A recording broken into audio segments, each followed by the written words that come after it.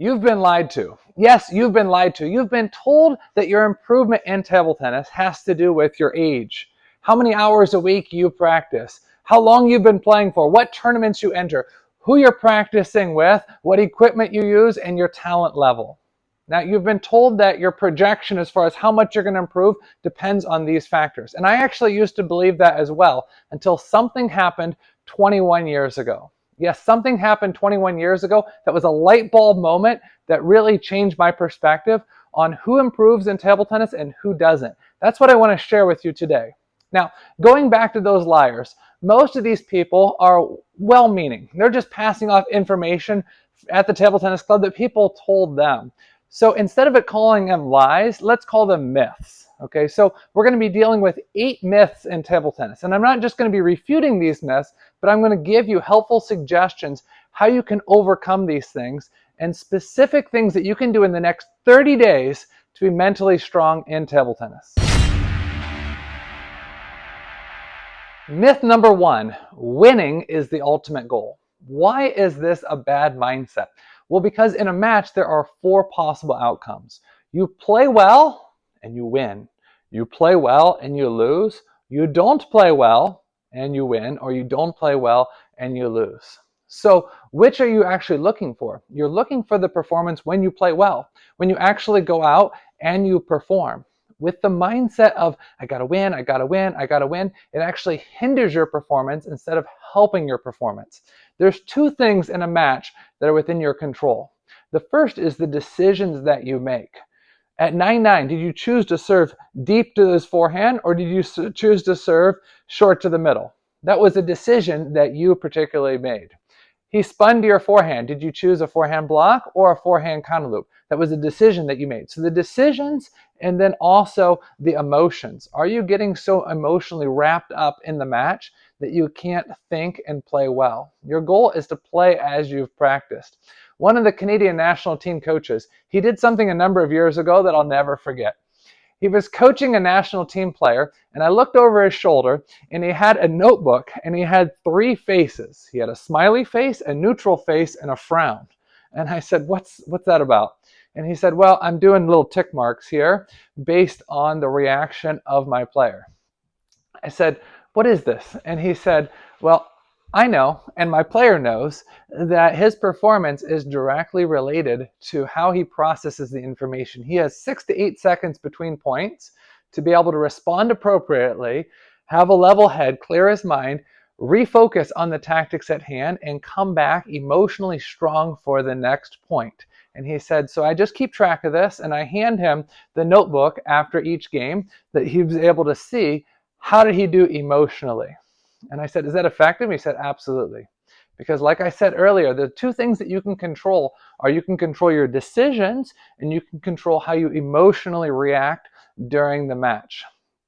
Is this about just being positive, like head in the clouds, everything's going to be just fine? No, it's not just about being positive instead of negative.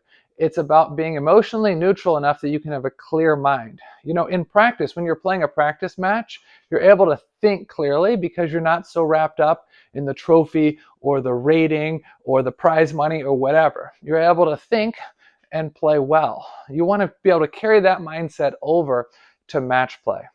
So in conclusion for this first point, why is this first myth so bad? Winning is the ultimate goal. Because it puts too much pressure on the ultimate result. And you don't have control of the ultimate result. The only thing that you have control over are your decisions that you make and then mentally how you handle it between points. Myth number 2, tournament time is where it actually counts. To prove this point that I'm going to make to you, I want to tell you a brief story. This is about a 12-year-old boy. He entered his first tournament. He loved table tennis, but he was passionate about winning, and he wanted to have a great performance on his first tournament. So he didn't practice much for 3 or 4 days before the tournament because he was resting. He wore odd clothes that he didn't normally wear because he wanted to have a great performance. He brought a different racket. He ate different foods. His whole preparation was way different than he had normally played, and as a result, he played horribly bad in his first tournament. So, as you can probably guess, that was me. So, I had a bad first tournament. a bad second tournament, and I had a series of bad tournaments. Why? Because I wanted to win so badly. You see, with the mental game of table tennis, the whole goal is to have a consistent performance under pressure. If you try to play at 120% of your full potential, you'll probably play at like 30% of your full potential. One thing that really hit home with me is a couple years ago, I actually saw a coaching article and it said most of the top players in the world, when they're interviewed, they say that they perform at 60% of their maximum potential on average at tournaments. And that's considered normal for them, and they're okay with that. You see, when they want to raise their level, they raise their level in practice. But they know when they get to the tournament, they're only going to carry over so much of it, and they're okay with it. On the days that they're at 80% or 90%, they're winning international titles. So why is this a factor? Because, as I said with this myth, tournament time is where it actually counts, and so many people try to play different or much, much better than they have practiced.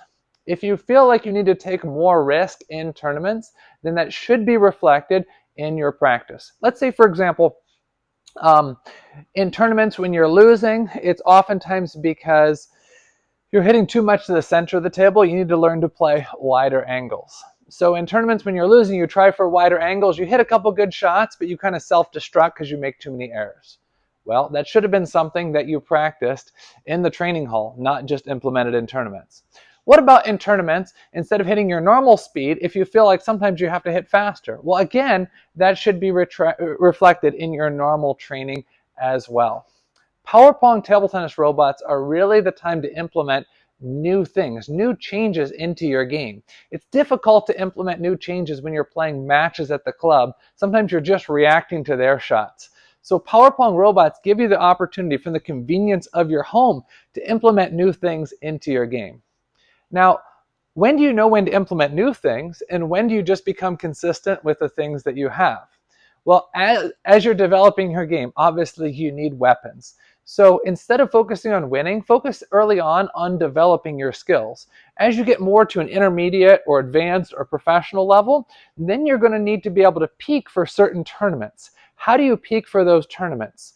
Instead of making major changes to your game, you allow it to happen, and these changes become automatic.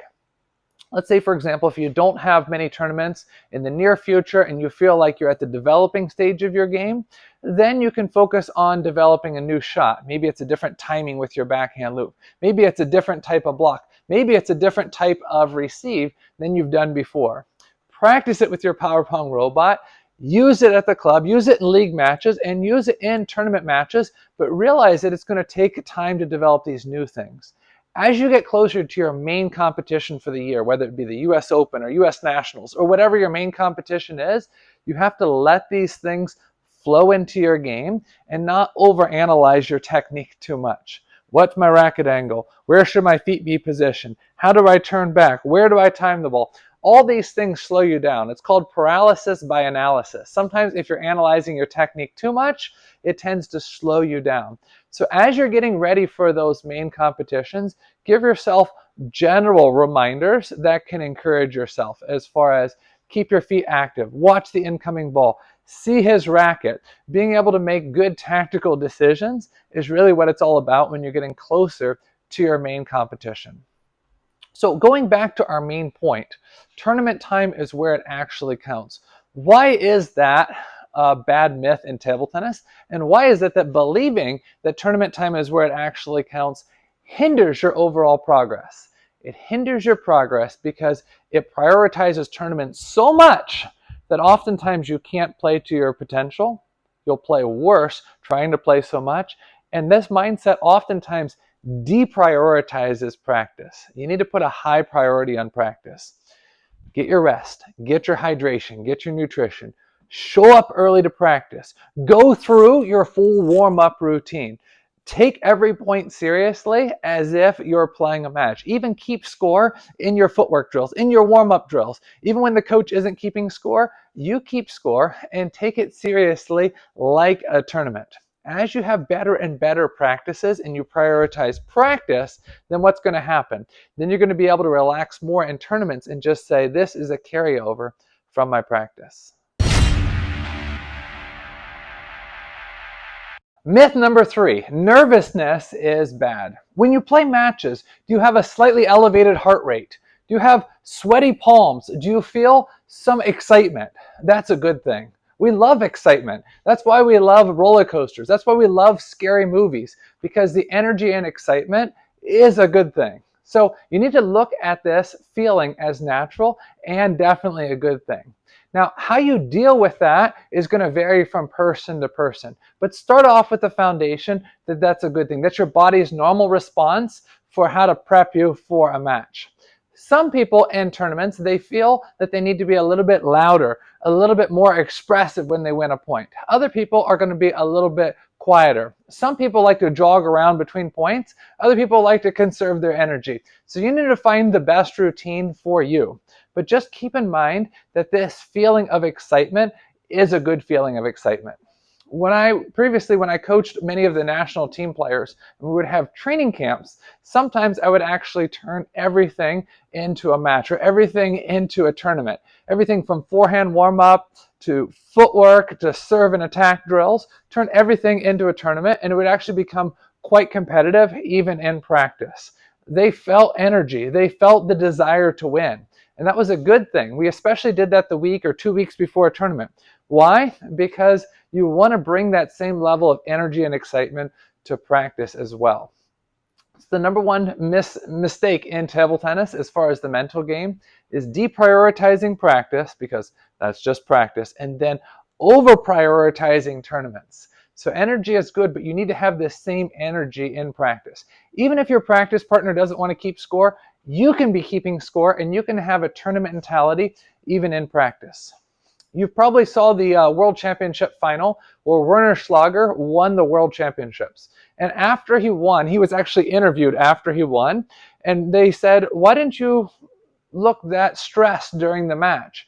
And he said, "Because every time I step up to the table, I'm in the finals of the World Championship. So I've been here many times before."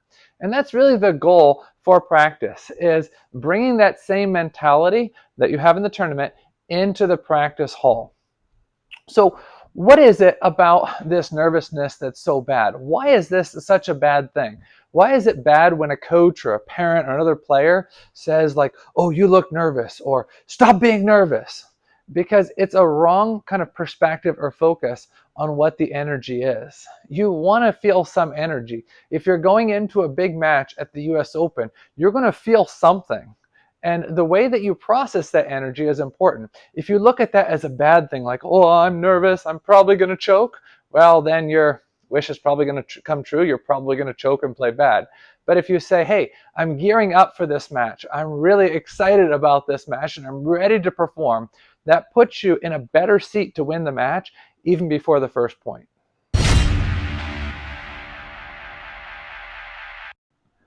When I was 3 years old, I was almost kidnapped. And I remember the event, the traumatic event clearly, like it happened just recently. I remember the exact setting. I remember the time of day. I remember what the guy looked like, what his car looked like. I remember him offering me pizza. I remember him racing off into the night. I remember even how his car sounded. How in the world do I remember an event from 39 years ago? How do I do it? Well, I've replayed the story so many times in my mind that it becomes very vivid every single time I think of it, because I've replayed it in my mind hundreds, if not thousands and thousands of times. So myth number 4 is I have a terrible memory. When I hear people say that, what I think to myself is, you haven't put forth the effort to remember, or you haven't learned the process of how to remember information. And this affects your game in two ways in regards to your improvement and development. The first way is in regards to tactics. So a few years ago, I was coaching a student in Columbus. It was at the end of the game. I called timeout, and I told him specifically what I wanted him to serve. He went directly back out and served the opposite serve and lost the game. And I said, "Why don't you serve that particular serve?" And he said, "Oh, I forgot what you had told me to serve." Okay. So in regards to tactics, you and your coach have 60 seconds to discuss exactly what needs to happen in the match. And if you can't remember what the coach said, then having a coach there is just basically like having a glorified cheerleader that's just going to be clapping for you at the sidelines. You need to be able to remember what he said, not just in tournaments, but also, here's the second point, in lessons. If their coach does a table tennis lesson for you, you take good notes, you vividly remember it, you review your notes, you talk to other people about it, you apply it in matches, and you come back, your coach is going to be overjoyed and he's going to go on to new and better content next week. But if you can't even remember what he said, that's going to hinder your progress. So you need to do better at being able to remember it. It's just a habit, not just in table tennis, but in other areas of life. It's a habit. Let's say, for example, you're at work, or you're at the store, or you're meeting a neighbor, or you're at church. Let's use church for an example. And you meet somebody and you say, "Hi, my name is," and you shake their hand, you hear their name, you talk to them about something else, whether it be the sermon or your job or whatever, and 20 seconds later, you forgot their name. Everybody's done it. I used to do it all the time. I still do it sometimes, but everybody has done it, that it slipped their memory. So what I want you to do, if you're going to get better at memorizing stuff for table tennis and remembering it, start off this week by remembering people's names. So how do you do it? Well, if you can use their name, that's good. But if you can vividly associate it with a mental picture, that's going to help a lot. Let's say, for example, if you meet the guy and his name is Samson, you can picture him as this huge, strong guy in the Old Testament with unbelievable strength. So every time you see that guy, you can picture him as that. Or maybe there's some crazy one. The crazier you do, the better. He says his name is William, and you associate him with taking out his pen and signing his will right before he dies. Or his name is Levi, and you associate him with the dinosaur Leviathan that they talk about in the book of Job. Or his name is Kevin, and you think of him worshiping God in heaven. Or his name is Mr. Golfin, and you think of himself standing there beside his coffin. So the more vivid you can have the picture, the better. It sounds silly, and don't tell the person that that's how you're associating their name. But if you can have a picture that you associate with it, you're going to remember names better. So going back to, I have a terrible memory, my comeback to you is you haven't developed the memory skills. And that starts off with not just in table tennis, but in other areas of life. So I've run many training camps for many, many years. And one experiment that I've done that's actually interesting, you're going to find this to be interesting, is trying to understand how much do people actually remember with what happened in table tennis. Let's say, for example, you're playing a stranger. You've never played them before, and the score is 10-10 in the first game. We've got 20 points. Out of those 20 points, how many points can you specifically remember? What serves you served? What serves your opponent served? What types of returns were made? What types of shots? And how the point actually played out. I've done some statistics, and on average, out of a 20-point first game, average is about 3 points. They can only remember 3 out of the 20. That means 17 points, there's just no memory of what actually happened during those points. So how do you know what to serve at 10-10 when you don't even remember what serves have worked and what serves haven't worked? What serves set up your game and what serves haven't? You don't know. It's just guesswork. So going back to the mental game of table tennis, this is very significant because you want to be mentally strong. But being mentally strong means making good decisions. When you hear about sports psychology, maybe sometimes you think of something mystical that happens with some genius. It's not. It's just a matter of making good decisions and playing as you practice, but making the right decisions like you have in practice. Maybe in practice you're not making good decisions. Let's make better decisions, and let's carry those decisions on to tournament play. So for many years, I've taught something that actually one of my coaches taught me. It's called the think circle. It's a 4-step process between points and how to help you to process the information and remember it. The first thing is ask yourself what just happened. He just served heavy backspin and I directly pushed into the net. You got to remember what just happened, because if you think about something else or you look away or you're looking to see who's watching the match, you may forget that. What just happened? The next one is overall tactics. What are the overall tactics that you got to remember during the match? The third one is deep breathing. That helps you to relax, let go of the previous point and focus on the next one. And then the fourth is what's next. We can't get so stuck on what just happened here that we don't recap on what is the main thing that we have to be able to do on this match. Initially, it's going to probably take you 15 or 20 or 25 seconds to go through this 4-step process, but over time, you'll be able to speed it up. For right now, if you're working with a training partner, try to explain this principle to him too, but try to take your time between points. Everybody has this feeling that they want to rush to the table and play the point. But table tennis is a game of streaks. This guy will win 3 or 4 points, you'll win 2 or 3. He'll win 2 or 3, you'll win 6 or 7. And if you can eliminate or minimize his streaks and maximize your streaks, you're going to be in a much better place to win the match. So part of minimizing his streaks is to be able to say, what just happened and how can I fix it? But if you don't really understand what's going on, it's going to be tough to do it. And it's going to take time. So I'm not saying to stand there and just stall between points, but I am saying take your time in walking back to the ball. What happens if the ball's over here and he grabs the ball and he's ready to serve? Step out of the batter's box. You know how in baseball there's batter's boxes, and between pitches sometimes the batter steps out? Step away from the table, catch your breath, think, and then jump back in. You win the first 7 points of the game and you're up 7-0. There's not that much that you really need to be able to think about. Just give yourself those general reminders and keep going. You're up 7-0 and you lost 4 points in a row, 5 points in a row, 6 points in a row. You're going to have to be able to problem solve right now. So going back to this myth, I have a terrible memory. Why is that such a bad myth? Because it's kind of a defined statement. I have a terrible memory with no hope and no solution. You could say, hey, previously I had a bad memory, but now I have a thought process as far as being able to remember information, being able to vividly picture it, and then to be able to repeat it to myself and to others. This is not just helpful for match tactics when you're playing matches. It's not just helpful for lessons, but it's also helpful for you having your own mental breakthroughs. A lot of times your breakthrough in table tennis or in other things in life is going to be like a light bulb went on, ding, and you remember it. The thing is, are you going to hold on to that memory? Are you going to be able to hold on to that light bulb moment? And is that going to carry you in the coming weeks and months for your progress? Or are you going to forget it? I hope you remember it. And it starts by being intentional, not only in table tennis, but also outside of table tennis. Myth number 5, I should only practice with higher level players. The Australian Olympian Hemming Hugh, he used to actually believe that until he actually went to China and trained with very elite level players. What happened?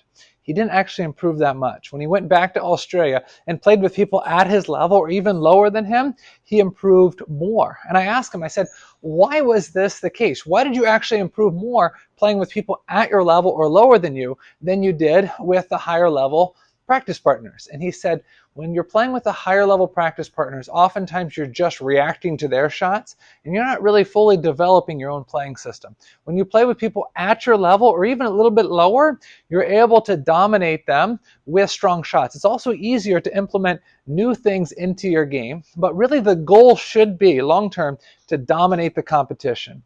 Are you playing somebody 200 points below you? You want to dominate the competition. Playing people at your level, you want to dominate the competition. Playing people better than you want to dominate the competition. One more quick story. This has actually happened a few years ago. There was 2 players from the same city that were the same level. They were both about 2,500 level. This player decided to play professionally in Europe, so he practiced 6 hours a day with guys 2,700, 2,750, and 2,800 level, much higher than him. Okay. Then you have the other player, and he decided to go to school and practice less. So he moved to a different city, went to school, and played 2 to 3 hours a day. He did get some coaching, and his playing system was a little bit different than this player. So this player practiced with people 2,400, 2,500, and he played once a day. This guy practiced with people much better, and he played twice, sometimes 3 times a day. After 8 months of doing that, which player do you think was better? Well, this guy improved a little bit, and this guy improved a lot. This guy was much better. So why was that? Well, this guy had a coach which helped out, but this guy learned to use his weapons against the competition and dominate. This guy, he improved, he worked hard, he did make progress, but he didn't develop the same weapons that this guy did. What's the moral of the story? The moral of the story is you improve when you develop the strong weapons, you learn to implement these weapons, and physically and mentally you can do what you did in practice in real tournaments. That's when you actually improve. When you're just playing with higher level players and you're just hanging on for the ride, then it's more difficult to actually improve. What is the benefit then? Is there any benefit of playing with higher level players? Yes, and here's the main benefit. Getting a more vivid picture of what your playing system should look like if you're 1 level or 2 levels or 3 levels higher. So the main benefit when you play that top guy at the club is getting a better picture of what you need to do in order to improve. And that really should be imprinted in your mind all the time.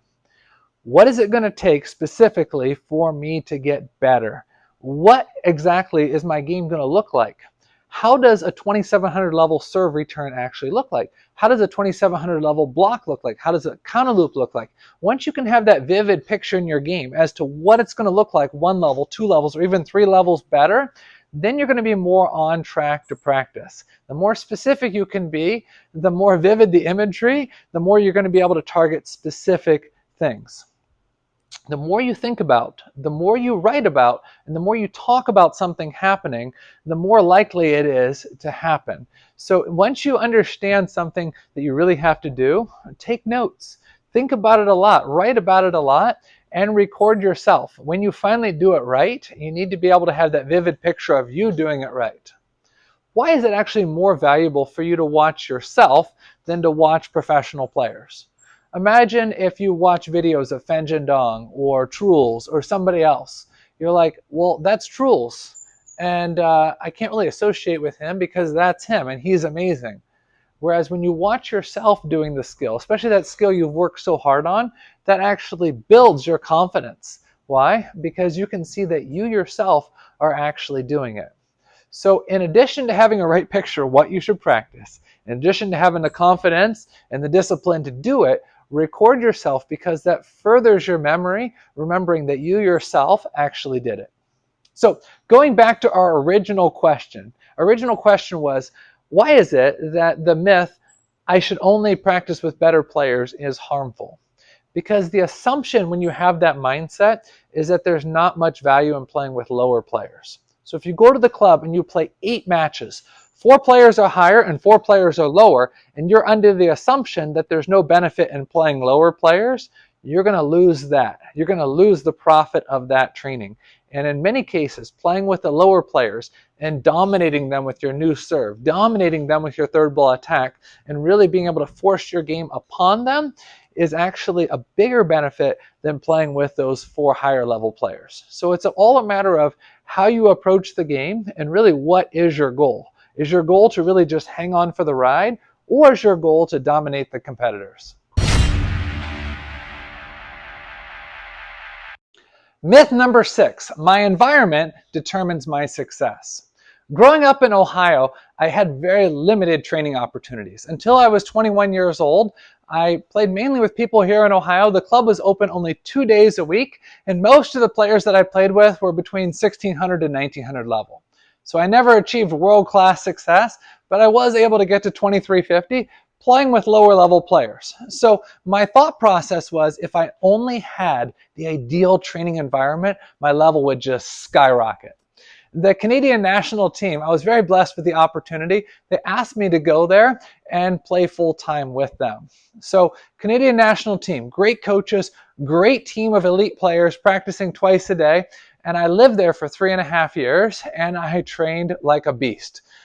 The problem was I wasn't improving. See, I assumed that because I was playing with higher level players that I would get better.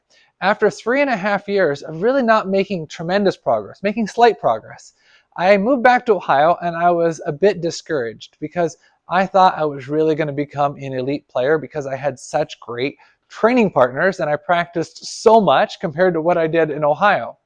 So I came back to Ohio, I was coaching some beginner players, I was going to college, and I didn't really train much, but I thought about table tennis a lot. I thought about the last 3.5 years. What did I do wrong? How could I have used those 3.5 years better? and I had some mental breakthroughs. While I was coaching beginner players, I started thinking more about table tennis, and I had some breakthroughs as far as how can I serve differently? How can I receive differently? How can I work the point longer? How can I make better decisions when to defend, when to attack? How can I learn when to play more balls to the wide backhand before changing to the wide forehand? When I change to the wide forehand, how can I clearly see where the next ball is coming and tactically play better? So just with thinking about it, things started clicking. I had these mental breakthroughs, not when I was training, but when I was actually done with my training and I was coaching beginner and intermediate players, I started having these breakthroughs. So without much practice, I started entering a few tournaments and I was winning and winning and winning. And by the end of the year, I was actually on the US national men's team. And the following year, I represented Team USA at the World Championships. So this is not a bragging session about me. I was never a top player like an elite player. But the principle I want you to grasp, because this principle is going to help you out a lot. The principle is, don't go into a training environment like me expecting the environment to take you to the next level. You yourself, along with your coach, need to be very detailed in saying exactly what is it going to take? What structural changes do I need in my game to get to 1 level or 2 levels or 3 levels better? The best example of this ever is actually Lily Zhang. She went and she had one of the most unique opportunities. She got an invitation to train with the Chinese national team for a couple months. And the Chinese national team, they're usually a very closed environment. You can't train with them. Well, they gave her a personal invitation to come train with the Chinese national team. So after a couple months, she came back to the US, and I asked her specifically, I said, how was your experience? And would you ever go back if you had the opportunity? I thought it was kind of a no-brainer. I thought she would say, yes, it was an amazing experience and I would definitely go back. But her answer was much different than I thought. Lily said, the experience was okay and I would go back if I had a personal coach to go with me. It was a lot different than I thought. And I was thinking about it more, and I talked to her a little bit more about it. And there's so much value in going with a personal coach. The coach's job is to take you where you can't take yourself. You yourself have a picture in your mind's eye of how you play. You have a picture of what you need to do to improve, but the coach also has a lot of wisdom and value, not just in the big structure of your game, but point by point, detail by detail, helping you to set specific goals for each individual drill so that every ball, every drill, every session is beneficial. So instead of just looking at it as, hey, the training partners are good or the training partners are bad, Lily knew that she needed specific details in her game to improve if she was actually going to improve. So in wrapping up this 6th myth, my environment determines my success. Well, why is this a harmful mindset? Because 95% of the players out there don't have the ideal environment. Because they don't have the ideal environment, they don't put out the most mental and physical effort to get good because they don't have that ideal training environment that somebody else has. So if you fall into this category, I want you to start changing your approach. Instead of thinking my environment determines my success, say, hey, the structure of my game determines my success. Even if I'm playing less than other people, even though my practice partners are less, I'm going to be more active in developing my own game as opposed to assuming my training partners will develop my game. Myth number 7, I don't have enough talent. Well, to the best of my knowledge, there's only been one player in table tennis history that's gone from 0 to 2,000 in 1 year. So instead of talking about talent, let's break down exactly what he did and see if any of these things you can copy. The first thing he did was he showed up to practice. The second thing is he got lessons. He got one 1-hour lesson each week. The third thing he did was he listened to his coach, and as we talked about earlier, he remembered the information. The next thing that he did is he played 15 to 20 matches a week. So he would go to the table tennis club about 3 times a week, and every time he'd go, he'd make sure he got a significant number of matches. 6, 7, 8 matches every time that he went.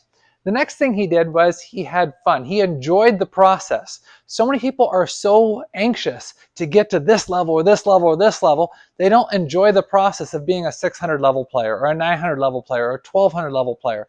But this player, he really enjoyed the process. And the last thing that he did is he focused on developing the skills as opposed to winning. And this is really important. We talked about this earlier as far as developing your game and focusing more on your performance and playing well as opposed to looking at the scoreboard, hoping that it'll somehow magically give you some more points. The other principle that I want to mention here in regards to I don't have enough talent is that there's plenty of people in our world that have amazing talent, even more talent than this guy that I talked to you about here, but they don't train. They don't show up. They're just at home, sitting on the couch, eating potato chips, watching Netflix, and they never get over 1,000. Then on the flip side of it, you have some players that are actually world class, top 30, top 20, even top 10 in the world that don't have nearly as much talent, but what do? They show up to practice, they get a coach, they train a lot, they have fun, and they focus on developing their game as opposed to sitting around saying, I just don't have enough talent. So to wrap up this one, there's two things that I want you to do. I want you to be patient and persistent. Patient, realizing that your skills will develop, but persistent, realizing that these skills are going to develop if you persist in focusing on those themes. It's really easy to get hyped up after a great lesson or after a great training camp and say, I'm going to get a robot and I'm going to practice every day. I'm going to go to the club and I'm going to play 7 or 8 matches every time. But then life happens and you tend to drift away. So you've got to be persistent and you've got to be patient. So in wrapping up this, why is this mindset harmful that I don't have enough talent? Because believing the lie that you don't have enough talent will hinder your progress from even starting the journey. You have to realize that table tennis is not necessarily about talent or no talent. It's a matter of the skill set. Are you developing the skills? And do you have a long-term approach to actively implement these skills into your game? Myth number 8, I don't need mental training, I just want to win. What you're going to find is the desire to win in tournaments when it really counts, that you really, really, really want to win, will actually hinder you from winning. A number of years ago, an average American player was playing against a top-level Chinese player. If the American player were to win this match, this would be the greatest win that they've ever had. They were up 2-1. The American player was up 2-1 in a best 3 out of 5 and leading 9-4. Now going into the match, the American player said, hey, I'm just going to have fun. I'm just going to go for my shots. I'm just going to relax and just going to play my game. Up 9-4, you could tell the American player had this energy and this excitement that now I want to win. Now is the chance. And guess what? That hindered his ability to play to his fullest potential. Until then, he had had kind of a casual approach of, hey, I'm just going to play my normal game. Whatever happens, happens. At 9-4, you could tell with his body language that he really, really wanted it. And that desire hindered him in the next couple points. It went from the American player being up 9-4 to 9-5, 9-6, 9-7, 9-8. As the American player went to pick up the ball at 9-8, what do you think he said? He said, just play the game. So you could tell as he walked back to the table that his body language was more relaxed, that he was more into, I'm just going to play the game. Winning doesn't really matter. He won the next 2 points and had one of the greatest victories of his life. Now, why am I telling you this story? Because his approach going into the match was perfect. I'm going to play tactically smart. I'm going to just play my game. Whatever happens, happens. Up 9-4, 2-1, 9-4, he could taste the victory, that it was so close. And when it was that close and he really, really wanted to win, that hindered him from actually winning. So what I want you to understand is that the mental game of table tennis is not some mystical formula. It's converting over from practice to playing matches, and then taking the information of what you learned in matches and taking that back to practice and adjusting your practice accordingly. The mental game of table tennis oftentimes doesn't even happen during the point. Sometimes it happens with a thought process between points. How much pressure are you putting on yourself? Again, as we talked about earlier in this video, the full desire should be on your performance, not on the outcome. So going back to myth number 8, I don't need mental training. If you're still at this point right now, rewatch the first part of this video before you go on to the next section. This next section, we're going to be talking about some examples of mental training, and then we're going to be talking about what your homework is going to be. And I'm going to give you specific things that you need to work on during the next 30 days to become mentally stronger. Before I give you your homework assignment, there's 5 really quick stories that I want to tell you to kind of tie up all the things that we've talked about so far with the mental game of table tennis. The first story is about a 12-year-old boy. He had taken kind of a casual approach to table tennis. He was taking lessons regularly, and he was playing matches at the club 2 days or sometimes 3 days a week. After a couple years of doing that, he had reached 2000 or 2050 level, and he decided to take a more professional approach. So he and his family, they moved to a big table tennis city with professional coaching and professional training center environment, and they hired 3 personal coaches. They were 2600, 2650, 2700 level, and they were really going to make a big jump in table tennis. Well, unfortunately, it really didn't work that well. After 4, 5, 6 years of this training, he really didn't improve that much past what he had done in the past. So what's the moral of the story? The moral of the story is the environment does not necessarily dictate your improvement. What dictates your improvement? Your ability to develop the skills and then your ability to use those skills in matches. Second story. In April 2023, one of the best players in the world, he was the top under 15-year-old in China. He actually lost to a much lower level junior. Now, how in the world did this junior that was much lower level, that has played maybe a third or a fourth of the number of hours as that top player from China, how did he win? He had weapons that the Chinese player was not used to. Different serve, different type of loop, different type of block, and these weapons were able to help him overcome that. So the moral of that story is realizing that you don't necessarily have to be better than the competition, but you have to have things in your game that are going to hinder him from playing his normal playing system. The third story is about a friend of mine, Nick Snyder. He started table tennis at age 19. No coaching, just playing matches at the club 3 times a week. Within 4 or 5 years, he went from 0 to 2350 level. Now, how does that work? Because he had an active mind. He thought of himself as his own coach, developing his own skills. So he was always trying different things, experimenting with different things, and he learned how to adapt his game to different people just playing matches at the club. No drills, no coaching, no training camp, just playing matches at the club. So you might go to the club and it's just full of guys that are 17 and 1800. Well, realize they're not the ones that develop your playing system. Just like Nick, you are the one that develops your playing system. So I don't want you to limit yourself to the competition.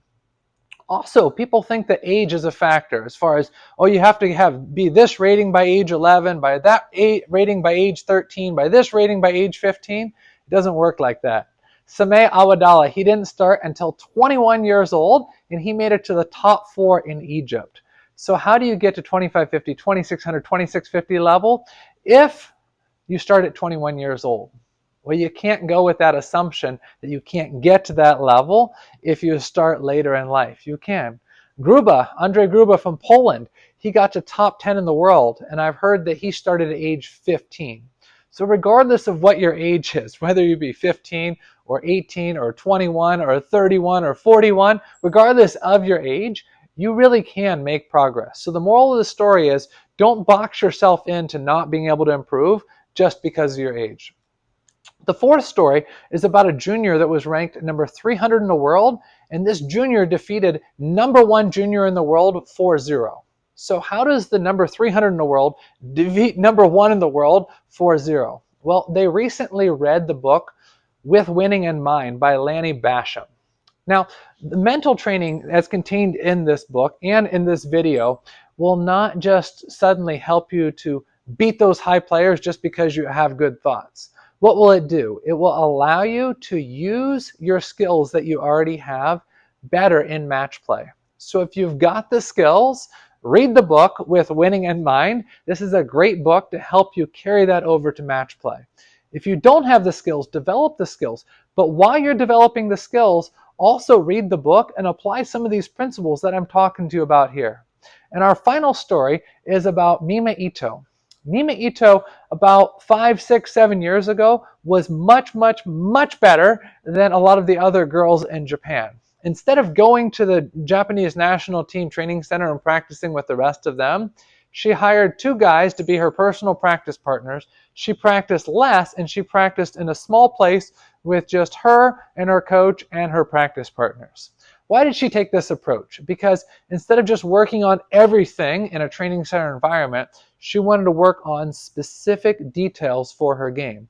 And that's the same thing true with the Power Pong robot. Sure, you could go to that training center that has 40 tables set up and 80 players just hitting the ball, or you could get a Power Pong robot and work on specific details. So I'm not telling you that you shouldn't practice with them, but as in the case with Mima Ito, playing less with fewer people in a less distracted environment will help you to be more detailed on specific things that you need for your game. It's not just about developing everything in general, but developing specific strengths. There are 15 things that I want you to do this month for your homework. Number 1 is I want you to spend 10 minutes today writing in a notebook. Write in your notebook about your best matches that you've ever played. Number 2 is I want you to take 10 minutes and I want you to write about the specific skills that you used when playing your best matches. Number 3 is I want you to take 10 minutes again today to write about the future developments in your game. What is it really going to take to get 1 level, 2 levels, and 3 levels better? Be as specific as possible. Number 4 is think about the plan to develop specific strengths and not just write about it, but write about what specific drills you're going to do to develop those strengths. Confidence is 2 things, having the skills and trusting the skills. It's not just a matter of putting your chest out and walking onto the court and saying, I can take this guy down. He's only Fan Jiandong. No, it's not a matter of just having a bigger ego than he does, but actually having skills and using them. That's where confidence comes from. The 5th thing is video yourself practicing at least once a week. It could be with the Power Pong robot or it could be with a training partner. But record yourself. I'm sure you have a smartphone. Just buy a cheap tripod and record yourself practicing and watch it once a week. The 6th thing is record your matches at least once a week and watch them. The 7th thing is make sure that you play at least 10 to 15 matches a week. You're going to be able to implement a lot of these things a lot more if you're playing more matches. So if your club is only open once a week, invite some friends over and play matches a couple more times a week. You've got to get more matches in if these mental principles are going to help. The 8th thing is be willing to hunt down lower level players. As we talked about earlier in this video, some of the things structurally in your game, the strengths that you want to develop are going to be easier to develop against lower players as opposed to against higher players. The 9th thing is look at energy or excitement as being a good thing. When you get into a tournament or you get into a big match, feel the energy and enjoy that moment. Try to bring that same energy to practice as well. The 10th thing is look at net balls as an opportunity to get them. You know, I really love it when I see somebody get a net dribbler. Do you know why? Because it tests 2 things. It tests my mind and my body. If my mind is active, ready to move forward, and I'm ready to adjust, most likely I can get it. And if my technique is relaxed and adjustable, most likely I can get it. So net balls are really an opportunity to be able to test your mind and your body. So instead of looking at things as being hindrances, think of those things as being opportunities. You're playing a match and the opponent starts complaining about your serve. This is an opportunity to mentally hold it together. You're preparing for a match, you're supposed to be up in 5 minutes, and the tournament director announces to you that you have a 3-hour wait before your next match. This is, again, an opportunity. So look at obstacles as more of opportunities as opposed to hindrances. The 11th thing is rate your performance and begin the process of judging your playing based on how you played and did I play with the right shots, with the right decisions that I want to play, as opposed to the scoreboard. The people at the club are going to say, oh, you lost to him or you lost to him. You got to be mentally strong. You can't be too fragile, but focus on your performance, not the wins. Other people online or at the club are going to look at your rating to see if it's going up or down. Don't worry too much about your rating. Focus on your performance as opposed to your wins. The 12th thing is learn to take your time between points. We talked about that 4-step process. This is really important for the mental game. What just happened, overall tactics, deep breathing, and what's next. If you go through this process between points, you're going to be able to understand much clearer what's actually happening in the match. The 13th thing is avoid complaining. And this is not just on the table tennis court or at the table tennis club. This is anytime. This is to your wife. This is to your teacher. This is to your coworker, your boss. Just learn the skill of avoiding complaining. The 14th thing is to yourself and others, learn to give genuine compliments. I've asked this question to many U.S. national team members. I said, what is the main strong point in your game? And they kind of look sheepishly down and kind of shake their head and say, I don't really have a strong point. And I'll say, how are you 23 or 24 or 25 or 2600? You don't have a strong point. For sure you do. But because they haven't affirmed themselves enough, they don't even know what their strong point is. So you need to be able to give yourself and others genuine compliments. So if something is working really well, you've been working on your backhand loop, and it's working specifically really well in matches at the club, be detailed in complimenting yourself. Oh, my backhand loop is going much better because I'm more adjustable, not only side to side, but to the depth. Hey, I'm really able to time the ball with my backhand because my body is lower and my racket is up a little bit higher. Whatever it may be as specific as possible with the compliments. And number 15, this is going to sound like a weird one. Meet 10 new people this month and be willing to be disciplined to remember their names. The skill of remembering stuff is really important, not just in lessons, not just in tournaments, but remembering your mental breakthroughs. If you have an aha, like a light bulb moment tomorrow or next week, you've got to be able to remember it. So this skill of remembering is an important skill. So even though it might sound weird, I want you to meet 10 new people, and I want you to review their names every day in your mind and remember their names for the entire month. 10 frequently asked questions. Question 1, how essential is mental training? Mental training is absolutely essential for getting you started, keeping you motivated, and helping you along every step of the journey. Question 2, is mental training for beginners? Absolutely. If you develop these skills as a beginner, it's going to be way easier when you become intermediate or advanced level. Question 3, is this all about being positive? No, it's not about being positive or negative. It's about giving yourself the correct information. What you think about in the 5, 6, 7, 8 seconds before the point affects how that point is actually going to play out next. So it's not just about being positive, but being able to keep the same mental state that you have during practice and be able to clearly assess the situation and make good decisions in match play. The 4th thing is, what about the 10,000 hour rule? Yeah, if you Google it, how many hours does it take to become elite level in table tennis? They're going to tell you 10,000 hours. The reason this is a dangerous assumption is it assumes that just because you show up or just because you go through the motions of practice that you'll reach it over a certain amount of time. I've seen some people that reached a very high level after just 1,000 hours. I've seen other people that played 20,000 hours and they were still at an intermediate level.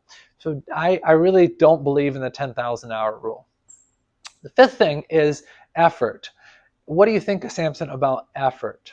Effort to me is everything, but it's not just the physical effort, it's also the mental effort. Table tennis, I believe, is more than 50% mental. So the mental effort to be able to stop, calm yourself down, assess the situation, and be able to tactically think, what should I do next? This is just as important as how strong your forehand or backhand or footwork is. My coach does not believe in mental training. What should I do?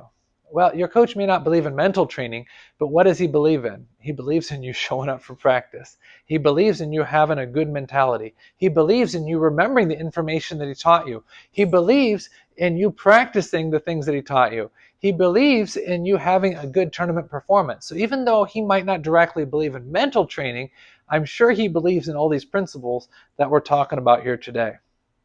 The next thing is it okay to have a weird ritual? What you have to realize about weird rituals is some of them distract your mind from what's truly important. I used to have a student and he played red on his forehand. And when he would miss a shot, he'd look at his racket and flip it over and he'd play the next point with black on the forehand. He had the same rubber on both sides. Why did he flip it over? Because he wanted to say, well, maybe it was the rubber's fault. I said, please stop doing that. And he said, why? It doesn't matter. I said, yes, it does matter. Because you have 5, 6, 7, or 8 seconds to assess the point and make a good decision as to how to make adjustments. And if your assessment is, I missed because I had the wrong side of my racket, that's not a correct assessment. So a ritual like that is not helpful. A ritual of, I need to eat 8 eggs with a little bit of salt and a little bit of pepper and half cheddar cheese and half pepper jack cheese on it, that might not be a helpful ritual either. What if you go to a hotel or you go to a venue that doesn't have that? So rituals, I personally feel like are not helpful, but having actual routines is helpful. A routine might be a specific training routine that you do to help you get ready. Or the idea that I'm going to stay more hydrated. The week of the tournament, I'm going to try to drink more water. Or a routine of, I'm trying to put my tracksuit on as soon as I'm done with each match to try to stay warm. So routines are good things, but having weird rituals, like I'm going to put 4 knots on this shoe and I'm going to put 2 knots on that shoe, those aren't helpful. The next thing is it okay to play mad? Well, the answer that I have to this one is, if it takes being mad to get you to play your best, what happens when you're not mad? What happens when you're playing a friend or somebody that you like? Are you going to be able to play your best? So I would recommend developing the mental game that you can play your best even when you're not mad. Samson, do you believe in this saying, you either win or you learn? I actually don't. And this is one of my least favorite sayings ever, because it implies that you're only learning when you lose. And as you heard throughout this video, you should actually learn more from your wins than your losses. Why? Because you did something well and you need to be able to remember those things and continue doing those things well. If it takes a loss and you always focus on, this is what I did bad, and this is what I should do, and this is what I did bad, and this is what I should do, you're not focusing on the main things. The main things are, what did I do well in my strongest matches, and how can I continue those things? And the last thing is, do I really need to change my life? Well, you don't really need to, but I'm recommending that you make some mental adjustments. Why? Because you want to win. Instead of focusing on the winning, focus on your performance. Instead of having your normal memory, try to improve your memory so you remember more information. Instead of having general practice, have more specific, detailed practice. Instead of finishing practice and then just scrolling through Instagram, what you do is you take that valuable time and you write notes. So you don't have to change your life, but I personally feel like most breakthroughs in table tennis start with mental breakthroughs. In conclusion, I just want to say, I really want you to buy a Power Pong robot. And there's one specific reason. For years, sports psychologists have worked with athletes in the office and then expected these athletes hours or days later to apply it in training and competition. Now sports psychologists work with athletes while they're training, while they're competing, because there's more carryover to actually being able to implement these principles. The same thing applies to you. If you take the principles from this video and try to do it at the table tennis club, there's a lot of noise, there's a lot of balls bouncing around, there's just a lot of distractions. It's going to be very difficult to apply these new mental principles. So if you have a Power Pong robot at home, you can structure drills just like you would in a match, except you can isolate specific details just that you need, or you can link these details together, and you can do it from the convenience of your home where it's quiet and you're able to implement a new approach to your training and a new approach to your competing. Take these principles and apply it at club matches, and take these principles and apply it in tournaments. But it really starts with having the right training environment, that you can't just learn the principle, but you can also apply it in actual training. If you have any questions about purchasing a Power Pong robot, feel free to reach out to me. I'd love to talk to you about it today. See you soon.